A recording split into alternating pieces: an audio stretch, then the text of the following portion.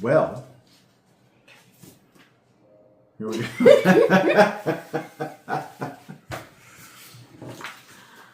All right. So this is one of our series called A Sip of Adventure. So what that means for us is that I enjoy making mead. I enjoy making different meads from different areas, times, locations, different ingredients. And my wife here is a travel counselor. Travel counselor. So what we decided to do was she has a newsletter that she puts out about different areas and stuff and different vacations and things you can do and different festivals. And she brought up to me that the Christmas... The European Christmas markets. That's it. And I didn't know anything about these until she brought it up and we started researching it. So tell us a little bit about your work you do. No pressure. No pressure. I plan trips, so you would tell me where you would want to go, and I would help you design a trip that would see all of the places that you wanted to see and do all the things that you wanted to do there. Okay. I'll help you find restaurants. I'll help you get your destinations so that you have a cohesive itinerary. I will help you with your planes, trains, automobiles. It's a good movie. Yeah. And so I can help you plan all of it. The Christmas markets in Europe. Europe specifically, I'm sure they said that they do them now in They do them all over, United but States and stuff historically they were a Germanic. Historically. They were a Germanic Okay. affair. Yeah. Yeah. And like originally, was it? It was not a Christmas market originally. Okay. It was before winter and you have to hibernate. You can't go anywhere. It's Right. like your last shopping spree before January and February when movement and to get to market is much harder. So that they can come and get the necessities was the beginnings of it. Right. I mean, you still bought something fun probably So for the kids. for the kids. For the kids. Candies or something fun. Yeah. And you ate, so there's food. It would have been food stalls. We kind of developed like a little question and answer portion, and she's got some histories and some other things that we kind of researched a little bit on this. There was a lot of information. I mean, it's been happening since, what was it, the 1400s, I think the first one? 1393. No. 1296 was 1296. when Vienna granted December market rights. So that was the That was first... for your December market. That was to host a market in December, not necessarily a Christmas market. Right. And Vienna is the capital of... Sausages? Austria? Put another shrimp on the bobby. Yeah. Not Australia. I know. Austria. For anybody who doesn't know, my wife is not very good on the movie optics. I understood the movie. Which movie? That's Crikey. No. No. No. Isn't that not at all. no. Down Under. No. Not at all. Oh, I don't know. Some Dumb and Dumber. Oh. Oops. I Oops. thought it was that one with the guy who comes over to the Crocodile US. Dundee? That's it. No, it wasn't Dumb and Dumber. Okay, so how do we want to roll into this then? So we thought we would talk a little bit about the history, the growth and evolution of it, some symbols and myths of it. Symbols and myths mostly of just around Christmas. And then get into some modern time of what occurs now, which is part of the travel section, because I mean, you can go to these right now, and not right now, but you can go to these Starting now, in current November. times, and they're pretty amazing looking. In pictures I've seen them, they look beautiful. So, and then we made a mead, Which we have to crack open. correlating with that, and we will try it. For fair warning, my wife is not a mead person, and I'm going to venture we'll probably not enjoy it, but she's going to try it. Yes. It's more of a mulled. Mulled. M-U-L-L-E-D. But it is mead based, so it is honey based. It's not just grape and elderberry based. So There's grapes in it? There's not a mist, but Oh. mulled wine. And mulled wine, grapes it's red instead wine. Yeah. It's used red wine and you add the spices, Yeah, the and spices. heat So, it up. but this is made with actual honey as the main Base. sugar fermenter. So. But we'll get into that. So, Should I just read it? I mean, yeah, some of it. I mean, just go off of some of it and kind of. Okay. This is our first time. We're freewheeling this. We're, all right? Yeah, we're figuring this out as we go along. We have 3 people in our 3 whole people. 3 people. I know. Yeah. 3 dedicated people. Appreciate you being here. Thank Yes. Ask questions, please. So we talked about how winter markets often existed so people could buy supplies for harsh winter months, especially meat, baked goods, fuel, and crafts. Sometimes they were tied to church feast days or local guild schedules, and they eventually changed into following the Advent and Christmas calendar. What is the Advent? Advent is the 4 weeks before Christmas.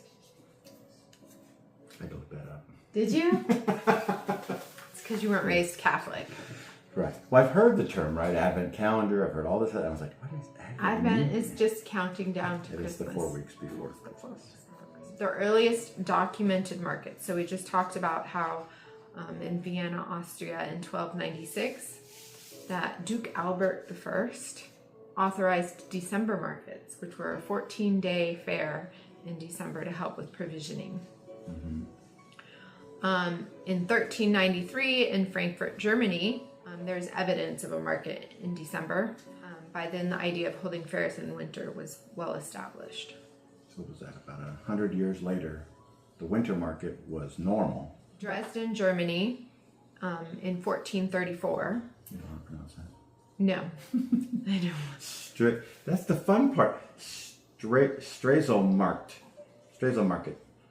Striezelmarkt. Strezel. I really should change my glasses. 1434.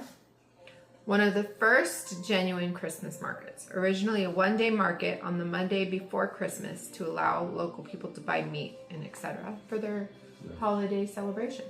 Feast. Yes.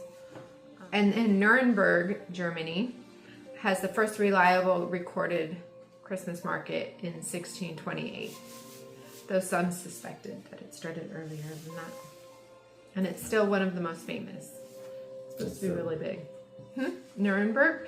You've heard of the Nuremberg trials after the war, after World War II? I was trying to read Christkindl Market. Yeah, Christmas kind market. Christkindl, yeah. Okay. How has it kind of evolved throughout the centuries? Because I mean, it started as just a regular market, but then kind of evolved into crypt. But how did it evolve over that time? I think it's just based on when it was and stuff. So it became it gave you a chance to get together with people you didn't get to see for a while because of the weather. Right? Yeah. You made a special trip to go to market before Christmas. Well, you probably didn't get to see each other as much as you do No, nowadays. because you lived. Anyway. If you lived out of town, you didn't. You only made a trip every Quite a so time. often into town. Yeah. If you had permission to read. Yes, if you had permission to go to the other town from your history. From your lord. Okay, so they evolved from bare bones supply fairs to more elaborate events with crafts, decoration, food and drink, entertainment, religious elements, and communal gatherings. Go beer. Protestant Reformation had some impact with adding the Christkind, which is the Christ child as the gift bearer, to reduce emphasis on St. Nicholas, because St. Nicholas is a Catholic saint, and the Protestants did not use Catholic saints, so they wanted to get away from that. So they had an angelic child pass out the gifts instead of St. Nick. And they continue to use that tradition. There's usually a young girl who's dressed up as an angel that opens the market. And now they last until the beginning of New Year or Epiphany. You know what Epiphany is? No. Epiphany is the day that the three wise men. How many wise men were there? It's a Catholic. How many wise men were there? Three wise men. And the frankincense and myrrh. Right? Gold, frankincense, and myrrh. Yeah. When they arrive, and that's 8 days. 8 days, I think. I think it's 8 days after Christmas when they arrive. And so markets continue until Epiphany. Okay. So by the end of the 19th century, Christmas markets were on the decline. In the 1920s, journalist Hans Oswald wrote of Berlin that only the meager remnants of the Christmas market in the east of the capital city still tempt the desires and hopes of children. I thought this was very interesting, so that's why I'm sharing it. The burgeoning Nazi regime revived the tradition in the 1930s, reappropriating it as a propaganda symbol of German greatness. The Nazis moved the Berlin market back to the city center, where it attracted a record-breaking 1.5 million visitors in 1934. 2 years later, 2 million people attended. By the late 1960s and 70s, markets were opening as early as the last weekend in November, affording shoppers even more spending opportunities. Today, Germany hosts around 3,000 Christmas markets annually. Most of the country's smaller markets date back to 50 or 60 years, making them relative newcomers. In recent decades, Christmas markets have proliferated worldwide, attracting visitors in Europe, North America, Asia, and Oceania. While each market is unique, an underlying fascination with the past unites many. Consider, for instance, San Francisco's Great Dickens Christmas Fair, which transports guests back to Victorian London, or the Dresden market, now in its 588th year. I'm not saying because it's like Thistle market. In its 588th year. That's crazy. That is crazy. I thought it was interesting that it was used as propaganda. I'm hoping it brought hope to all those people that were living there at that time and not really wanting to participate in all of that. So at what point did the food and drink, as we're calling the drink, become a central feature? It didn't say. I think food and drink has probably always been a central feature because you went to the market to get food. It started. So there would have been, even if you were going to get, your meat for Christmas or whatever, there would have been people selling pre-made food. We would have had, I don't know what Germany's answer is to like a meat pie, like a hand pie. You would have had your bratwurst on a stick. Brat pie. You would have had your bratwurst on a corn stick. dog. No, that's only a stick. They would have gotten something. There would have been street food. See, we talked about how historical events like the Reformation, the Protestant Reformation, and the Nazi era, and communism affected it, right? Because we had the decline during communism, and we talked about the oldest Christmas market. Mm-hmm. Okay, so we move on to some. And many of them claim to be the oldest Christmas market, but there's debate on all of that. So just go and enjoy them. Yeah, we'll go to multiple of them and enjoy them all, so that you can decide which one you like better. And we kind of touched on the Christ kind, is that what you call it? Christ kind. Figure and how they compare to St. Nicholas a little bit. Germany is credited with starting the Christmas tree tradition, I don't know how it connected to market culture. But it says Germany is often cited as the origin of the Christmas tree, first written about in a 1527 document from Mainz, and the blending of evergreen lights and candles. And nativity scenes are very Corey, common. what's up, buddy? In markets. In Italy, especially artisan nativity scenes are a major tradition. Okay. 3 dogs. What is the Christmas spider. Ooh. And how does that tie to modern decorations of tinsel? Okay. Tell me you have something on that. I have something on that. That sounds fascinating. So we're going to talk about the legend of the Christmas spider. Okay, the legend of the Christmas spider is from Eastern Europe, Ukraine, Germany, and Poland, etc. And it explains the origin of tinsel on Christmas trees.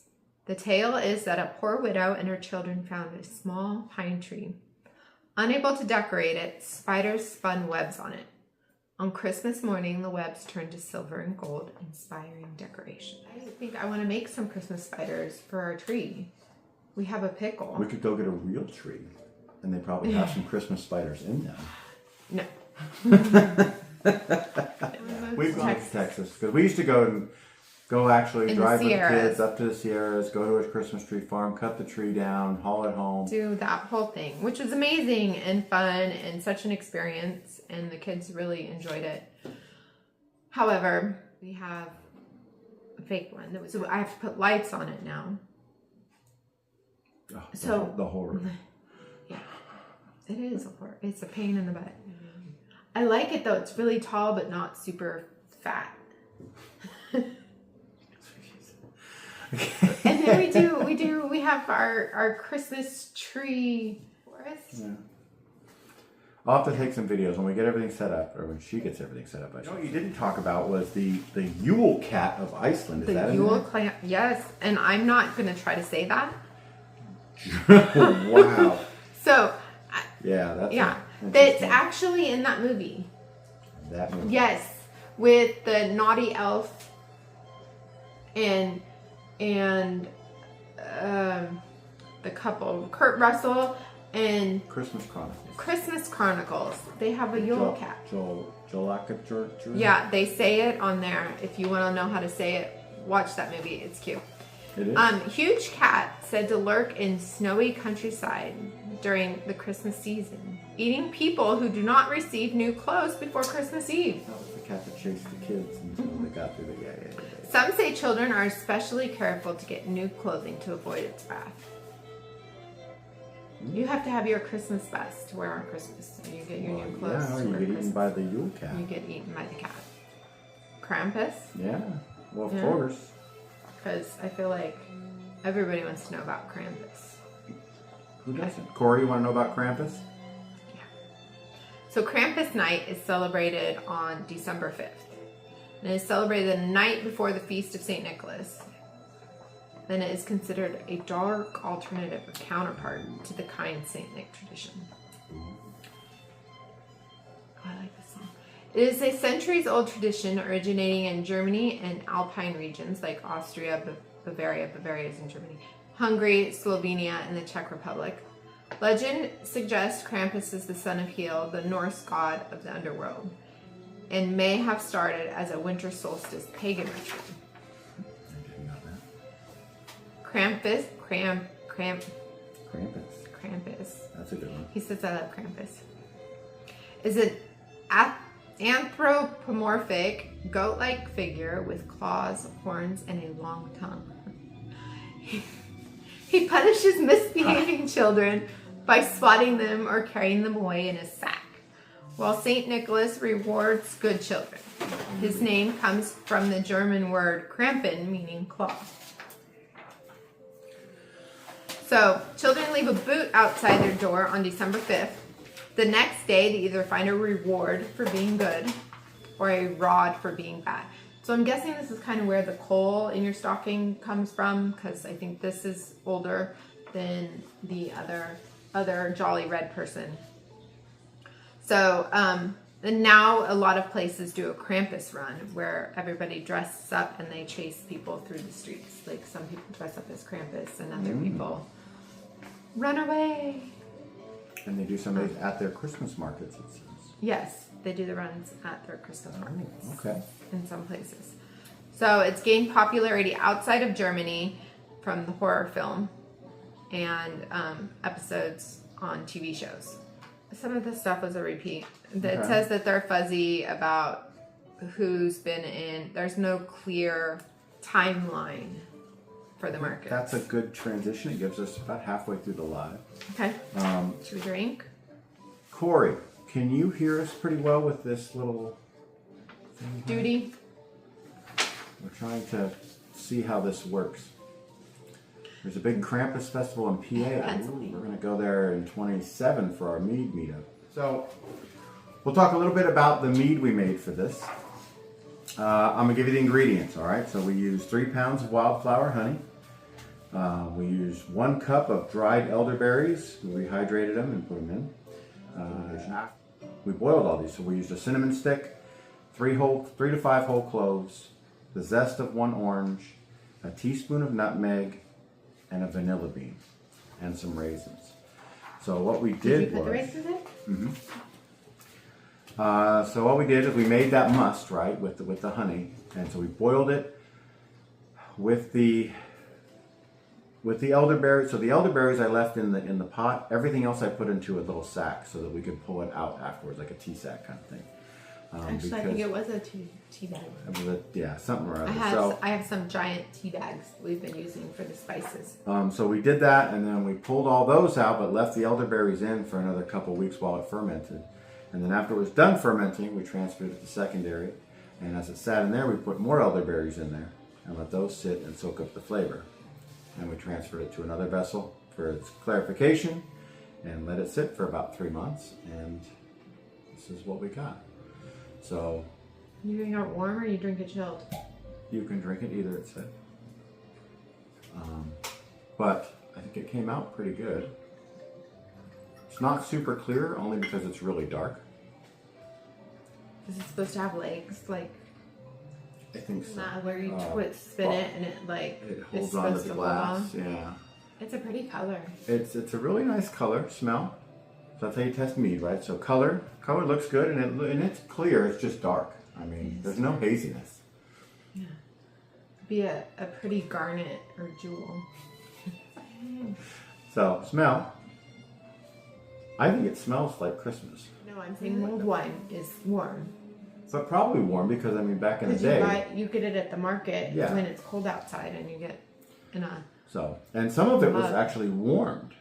They said like you could warm it up and drink it that way as well. Like you would a cider almost. Not Yeah. hot, but like that. So, all right, so let's give it a shot. Now remember, she doesn't like mead. She's not a big red wine fan. So I'm not a big drinker, period. I'm a cheap date.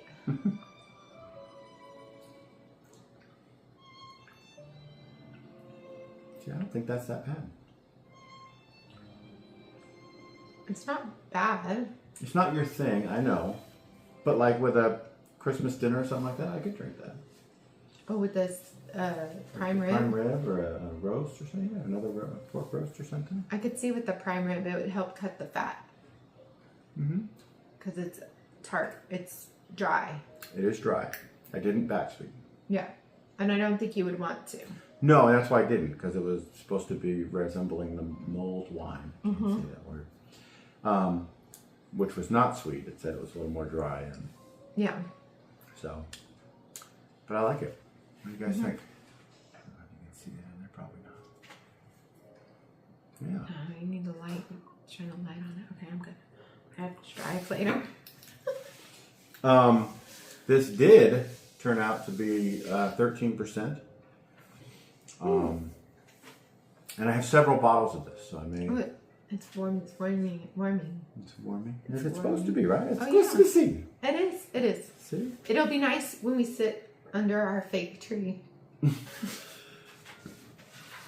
I keep telling you to put little air fresheners in there. I'll get the car air fresheners and hang them in the tree.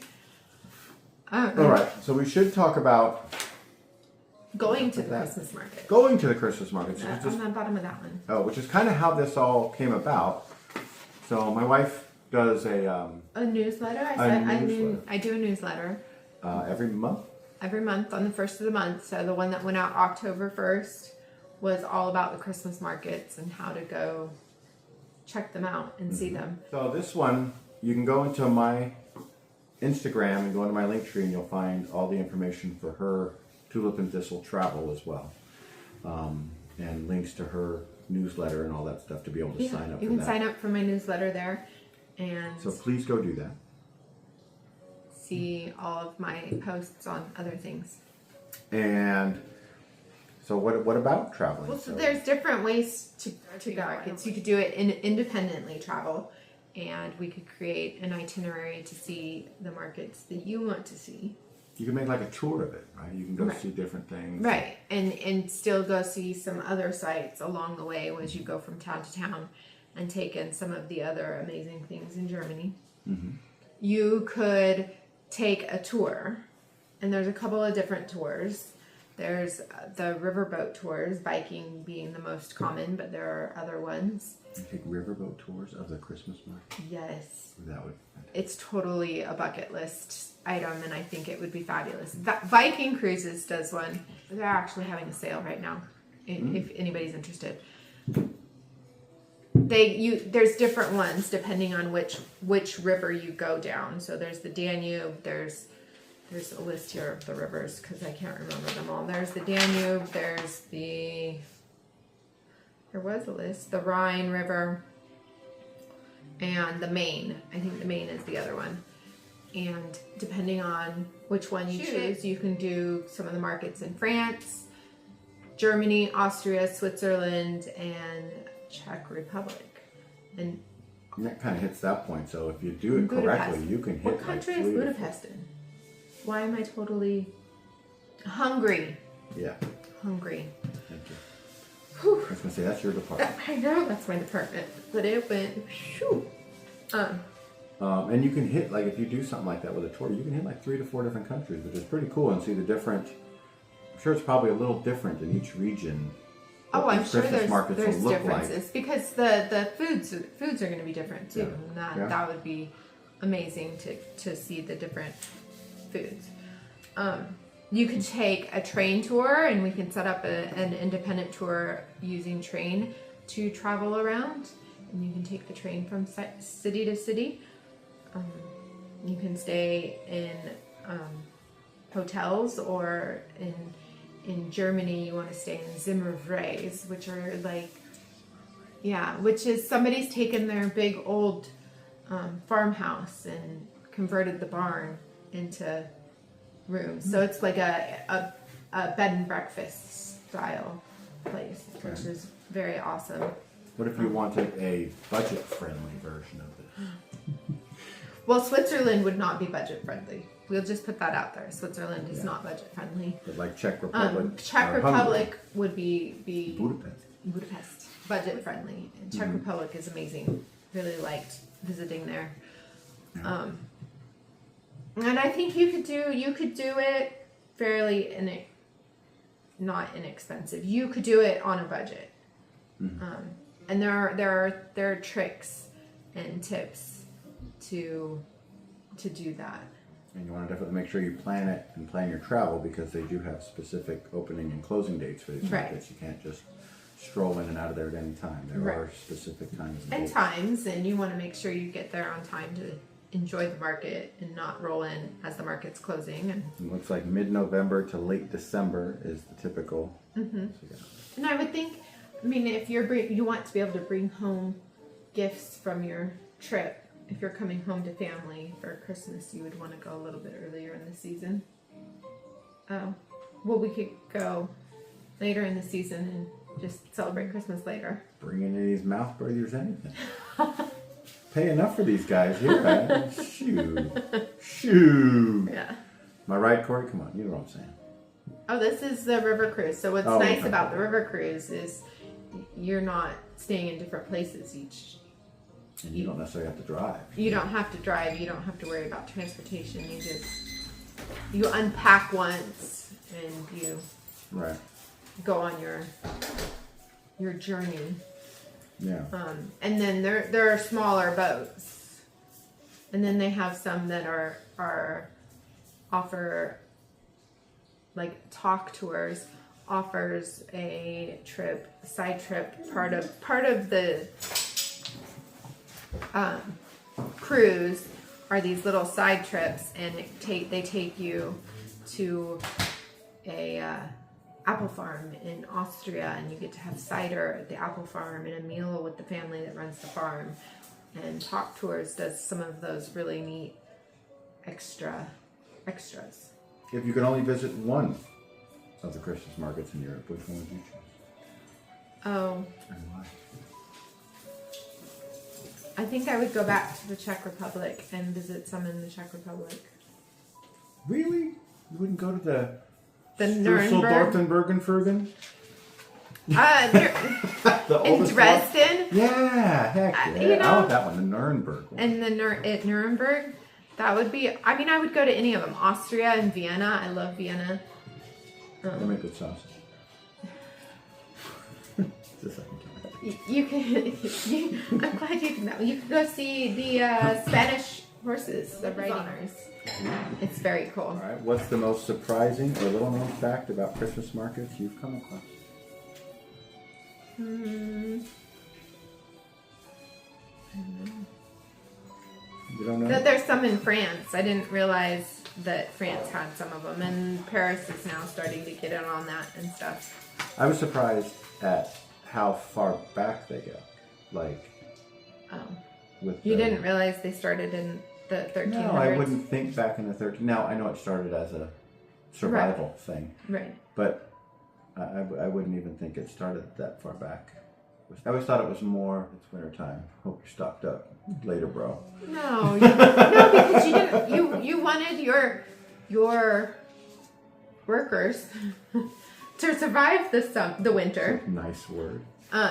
So you wanted to do the best you can to ensure that they will be there to work the spring sowing. You sow in the spring. Do you think Christmas markets are more about faith, folklore, or food? Food. Food. It's all about food. Yeah. Seems to be. I mean, I think it's about some of the traditions. I mean, originally it You're started gonna as food, right? Right. You're gonna get your ornaments and your But it wasn't necessarily about food. your like little pretty cute wooden decorations. trinkets. Yeah. My little. Bend him, you break him. His knees are. His He's knees got a broke. gangster lean. Yeah, he's got a He's gangster been drinking. He's supposed to light up, but I don't think he's got Oh, batteries there anymore. it is. Oh, it does. Look. Hey, Oh. you can't see that in there. Oh, Yeah, you can. A little bit. A little bit. So, Oh, maybe that's can gonna see help. it. Oh Okay. yeah, it lights up. All right. But these are pretty common in Germany. These kind of decorations. Markets help people feel a sense of old world tradition in modern Europe. I think so. I wouldn't know unless I've gone. I don't know what they Right. look like. I don't I'd have know to either. see 'em. But I mean, would to hope me, going to Europe feels old world. When you go It into the does. old towns and you're walking, like Rothenburg, Tauber does a Christmas market, and that is like an intact medieval town in Germany, and it has the big wall around it. And walking through those, there's no cars in town, and you're walking down those cobblestone streets. But I would say even like when we went though, I mean, it wasn't even that time. You still felt that. So it's not necessarily the Christmas markets that are. No, making it's you just feel that. It's just the. the old world Yeah. feel. Like everything's so much older there than it is here, or that we're used to. Appreciate you hanging out, Corey. Thanks. And I will see you on the next one. I just made 3 more meads today. Well, actually 2 more meads. I did a dragon's blood, and I did. I'm still trying to figure out whose it was. It was Frigg's Passion, so it's mango and passion fruit. I want to say it was Mead Dummies, but he says it's not his. I don't know whose it was. Or maybe it was his. Maybe it wasn't Dennis's. That's what it was. And then we did a little experiment, so I'm going to try that. So I did a mango, but we got the mango puree, and then we got the mango chunks. Frozen mango puree. Chunks and puree. And I put about the same amount in half-gallon jars of must. And we're going to see how they come out. I want to see what works better for flavor-wise. So I saved half of each to put in the secondary after we transfer it out of the primary fermentation. So we'll see how that goes. I will keep you guys updated. Once I make those videos, I'll post them. And we're going to try to do this again. Hopefully we start getting some more people in here. We appreciate you, Corey. We're going to do Mardi Gras. So the reason we do these ahead of time is because if anybody wants to plan a trip or travel, you kind of got to do it like 2 or 3 months ahead of time. It's not like you can do it. We can do it the same week.